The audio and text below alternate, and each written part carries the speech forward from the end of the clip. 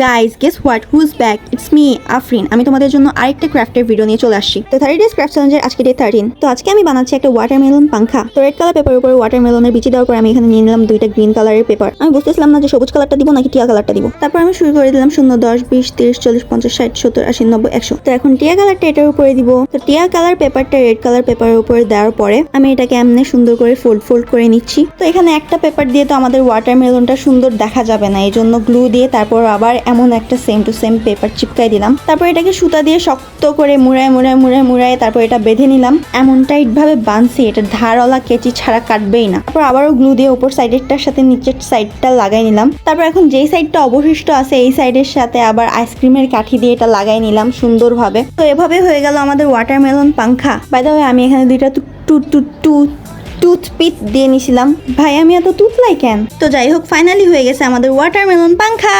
গরমের দিন তো চলে আসছে, সো তোমরাও এটাকে বাসায় বানিয়ে ফেলতে পারবা। আর এই ওয়াটারমেলন পাংখা বানাইলে দেখতে অনেক অ্যাস্থেটিক লাগবে। তো আজকের জন্য টাটা, দেখা হবে কালকের কোনো একটা ক্রাফট ভিডিওতে।